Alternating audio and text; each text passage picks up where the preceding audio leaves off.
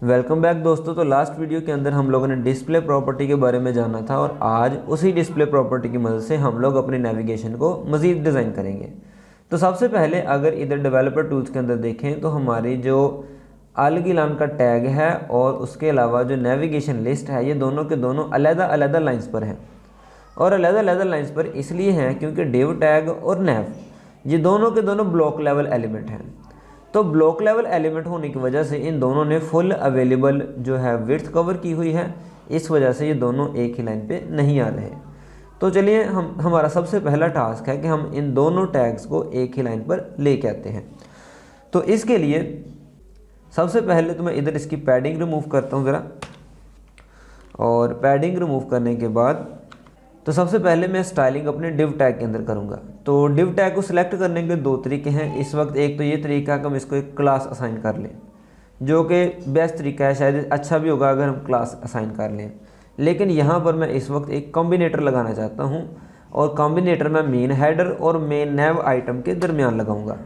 अब इसके दरमियान मैं इसलिए नहीं लगाऊंगा कि स्पेसिफिसिटी का इशू है, बल्कि इस वजह से कि जब भी कोई हमारी इस फाइल को रीड करे तो सबसे पहले हेडर है, हेडर के बाद डिव है और उसके बाद नेव आइटम्स हैं। तो इसलिए मैं सबसे पहले मेन हेडर और उसके बाद ये मैं डिव टैग को सिलेक्ट करूँगा। तो उसके लिए मैं क्या करता हूँ, मेन हेडर और मेन हेडर के साथ डायरेक्ट चाइल्ड सिलेक्टर, और इधर मैं लिखता हूँ डिव। तो इस तरीके से मैंने अपने डिव को सिलेक्ट कर लिया। अब इसकी जो डिस्प्ले प्रॉपर्टी है वो मैं कर देता हूँ इनलाइन ब्लॉक। इनलाइन ब्लॉक अगर मैं इसे दोबारा अपने ब्राउज़र पे चेक करूं और रिफ़्रेश करूं तो कोई फ़र्क नहीं पड़ा। हाँ, क्योंकि इस वजह से, क्योंकि जो हमारा इधर जो नेव टैग का एलिमेंट है ये क्या है, ये भी फुल अवेलेबल विड्थ रख रहा है। अगर हम देखें तो डिव इस वक्त सिर्फ उतना ही कंटेंट अवेलेबल कर रही है, लेकिन जो नेव है वो फुल अवेलेबल विड्थ कवर कर रहा है। तो इसके लिए हम लोग क्या करेंगे, हम लोग नेविगेशन को भी डिस्प्ले प्रॉपर्टी में इनलाइन ब्लॉक कर देंगे। तो उसके लिए मैं इधर नेव टैग के अंदर इसको क्लास असाइन कर देता हूँ मेन नेव, और इधर ही साथ ही जो अनऑर्डर लिस्ट है इसको क्लास असाइन कर देता हूँ मैं मेन नेव अंडरस्कोर अंडरस्कोर आइटम्स, ताकि हमें पता चल जाए कि अनऑर्डर लिस्ट के अंदर काफ़ी ज़्यादा आइटम्स हैं और ये एक आइटम है और ये हमारी क्या है, मेन नेव है। तो इधर मैंने सेव किया। अब इसके बाद मैं मेन CSS पे जाता हूँ, तो यहाँ पे मैं लिखता हूँ मेन नेव। तो मेन नेव को सिलेक्ट किया और इस क्लास के अंदर मैं इसकी भी डिस्प्ले प्रॉपर्टी रख देता हूँ इनलाइन ब्लॉक। तो इनलाइन ब्लॉक रख के जैसे मैं इधर सेव करूँगा और रिफ़्रेश करूँगा तो ये देखें कि हमारे जो अलगिलान होस्ट है और ये जो नेव टैग के एलिमेंट्स हैं ये सारे के सारे एक लाइन के अंदर आ गए। तो ये हमारा मेन टारगेट था। अब इसके बाद मैं मज़ीद चाहता हूँ कि जो हमारे ये जो टेक्स्ट है ये तीनों एंकर टैग्स हैं, तीनों राइट साइड पे शो हों। तो उसके लिए मैं इधर कर देता हूँ मेन टैग के अंदर टेक्स्ट अलाइन राइट। तो मैं इनको राइट साइड पे करता हूँ। जैसे मैं इधर रिफ़्रेश करूँगा तो तकरीबन कोई फ़र्क नहीं पड़ा। तो अगर हम इसे इंस्पेक्ट करके देखें तो इधर जो हमारा नेव टैग का एलिमेंट है इसने सिर्फ उतना ही एरिया कवर किया है जितना इसका कंटेंट है, और देखा जाए तो जिसका एलिमेंट है ये इसकी राइट साइड पे है। और अगर हम इसकी अनऑर्डर लिस्ट में देखें तो इसका जो अनऑर्डर लिस्ट है उसकी CSS के अंदर इसकी जो अनऑर्डर लिस्ट है उसके कंटेंट के गिर्द बाय डिफ़ॉल्ट में पैडिंग भी है और बॉर्डर भी है।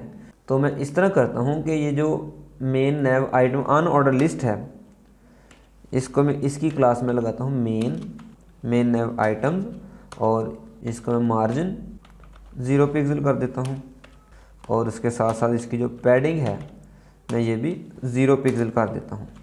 और 0 पिक्सल के साथ मैं इसकी जो लिस्ट स्टाइलिंग है, लिस्ट स्टाइल, इसको नन कर देता हूँ। इससे जो बुलेट्स पॉइंट्स होंगे वो वैसे भी अगर हुए भी तो ख़त्म हो जाएंगे। ये स्टाइलिंग इधर की, और उसके अलावा जो मेन नेव है इसकी मैं विड्थ रख देता हूँ विड्थ 100%। तो इसकी जो विड्थ है वो 100% हो जाएगी।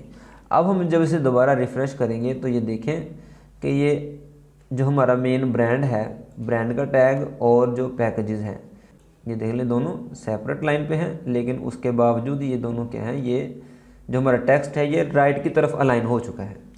तो मैं इन दोनों को एक लाइन के ऊपर करना चाहता हूँ। इसका हल ये होगा कि ये जो मेरे नैव टैग है मैं इसकी विड्थ रख दूँ 100% minus width of the div. इस डिव की विड्थ को माइनस करके मैं बाकी जो सारी विड्थ है वो अपने नैव टैग को दे दूंगा। तो इससे क्या होगा कि ये दोनों एक सेम लाइन के अंदर आ जाएंगे। अगर हम अपने डिव की विड्थ देखें तो इधर CSS के अंदर इसकी विड्थ है 92.344। तो अगर हम इसके अप्रोच के अंदर क्लीन रहें यानी कि 93 राउंड ऑफ करके कर दें तो मैं इसकी विड्थ में से 93 माइनस कर दूंगा। इसके लिए हमारे पास इधर CSS के अंदर ऑप्शन है कैल्क का। कैल्क मतलब कैलकुलेशन, कैल्क मतलब कैलकुलेशन। तो इधर मैं ब्रैकेट लगाता हूँ और इधर 100% white space minus white space, इधर मैं कर देता हूँ 93 पिक्सल्स। तो 93 पिक्सल्स के बाद मैंने इधर ब्रैकेट को क्लोज़ किया। अब दोबारा इसे जब मैं ब्राउज़र पे रिफ़्रेश करता हूँ तो तकरीबन ये सिर्फ नैरोअर हो गया है, नज़दीक उसके आ गया है, लेकिन ये अभी भी उससे नई लाइन पे ही है। तो ये एक हमारा काफ़ी ज़्यादा संगीन मसला है। इस मसले को हम लोग नेक्स्ट वीडियो के अंदर सॉल्व करेंगे। और अगर आपको इस मसले के बारे में पता ना हुआ तो जब आप सचमुच के अंदर कोई प्रोजेक्ट्स बनाएंगे तो आपके घंटों इसी मसले को हल करते हुए लग सकते हैं। तो अगली वीडियो देखना मत भूलिएगा। शुक्रिया, अल्लाह हाफ़िज़।